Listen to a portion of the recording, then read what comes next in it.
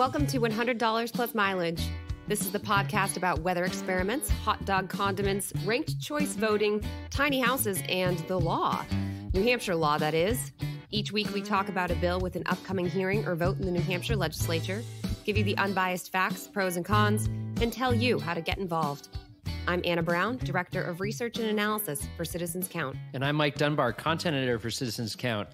Anna, so we're going to be talking about embalming today. That's a little macabre, but I guess there seems to be an audience in podcast land for that kind of content. So maybe this is a good move for us. Yeah, maybe we'll tap into the hordes of true crime listeners, which would include myself.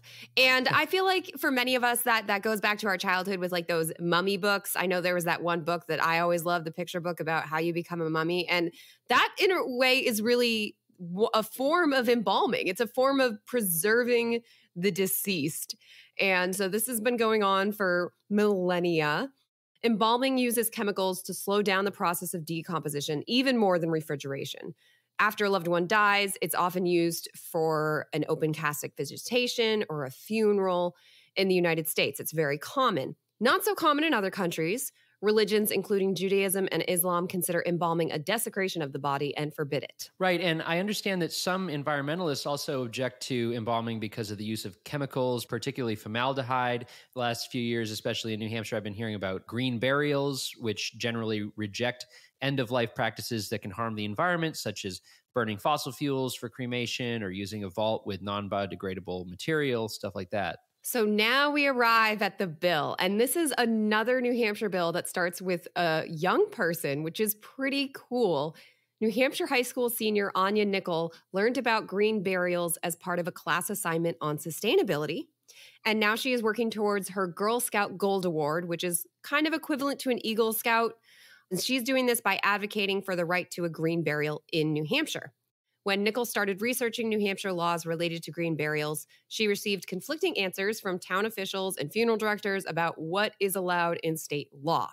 So Nickel contacted Rep. Jerry Knirk, who is a Democrat from Freedom, New Hampshire, and he filed a bill to repeal New Hampshire's one state law that requires embalming, RSA 325:40-A.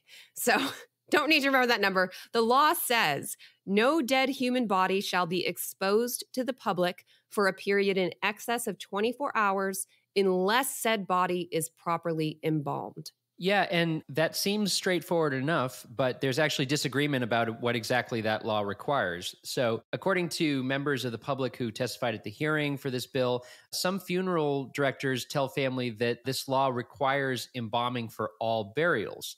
However, other funeral directors testified that the law only requires embalming if there's a public viewing.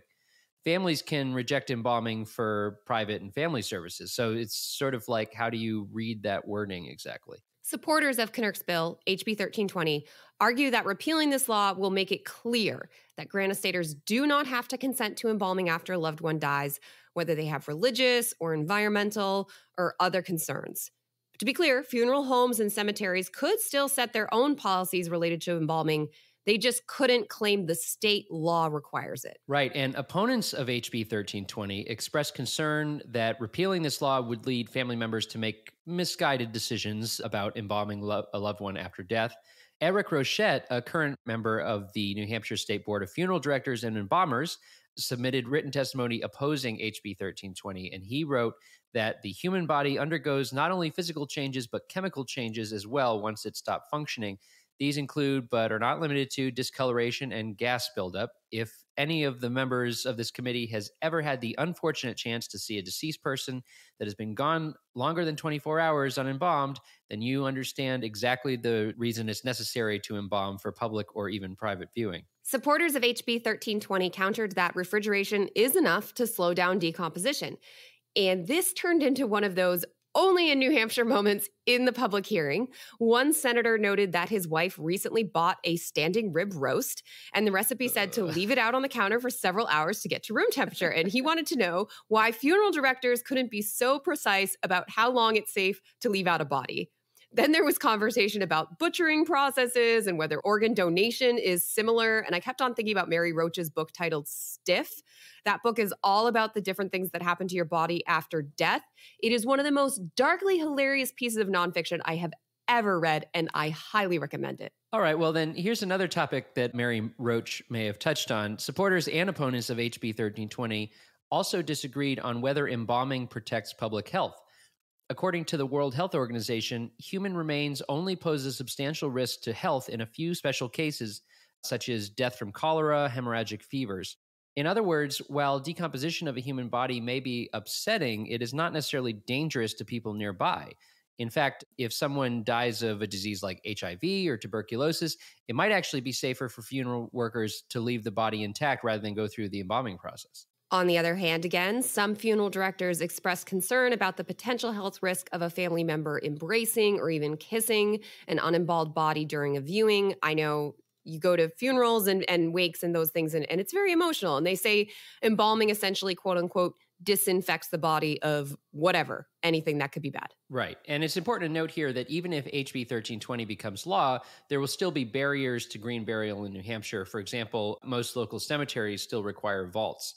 However, the debate over HB 1320 could open the door to more green burials in the Granite State. Anna, if I have an opinion about this bill, HB 1320, what should I do? You should contact your state senator. They are next to vote on the bill. You can start by finding who represents you at citizenscount.org.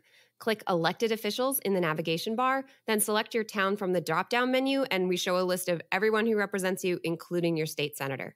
All right. Well, it's time for Only in New Hampshire, although that earlier bit about the standing rib roast definitely seems like it should count as an Only in New Hampshire. We haven't done that part of the show yet. So, Anna, close us out with a story that is only in New Hampshire. I want us to take it back a few years to 2015 to another debate. This bill was HB 410, and its purpose was to repeal the law prohibiting the sale or purchase of human organs in New Hampshire. In other words, there was a bill that was saying you should be able to sell your kidney. There are actually federal laws prohibiting this, so the bill mostly would have been symbolic. The bill's sponsor, Rep. Dan McGuire, argued that it might incentivize more people to become organ donors. We've all heard about the long waiting list for organ transplants. Very sad. Of course, there are concerns about how this might create some sort of perverse incentives for people who are strapped for cash and selling parts of their body. So yeah, that bill was killed, did not become law, still totally, definitely, completely illegal to sell any of your body parts. Yeah, that doesn't seem like a sustainable business model to sell off your organs one by one. Well, I didn't do a deep dive, but evidently it is legal in Iran. So that could potentially be a model policy if anyone ever wants to really, really dive into that. Maybe that's not where we should be looking for model policies. No. Fun fact, though, I was reading more about our laws related to funeral directors and everything, and there's also laws that prevent people from selling deceased human bodies. Just to be clear, you also can't really do that. So, this goes back to the 19th century when people would dig up recently buried graves and sell the corpses to medical schools. And those people were called resurrectionists, which is a really cool term for something that was pretty scummy. That is also illegal. Also illegal, but not only in New Hampshire. Pretty sure that's illegal everywhere, possibly even Iran, but I'd have to double check. All right. Well, keep that in mind, folks listening at home. That wraps it up for today's episode, but you can find more information and episodes at citizenscount.org. We'd like to thank Franklin Pierce University for producing and the Granite State News Collaborative for hosting.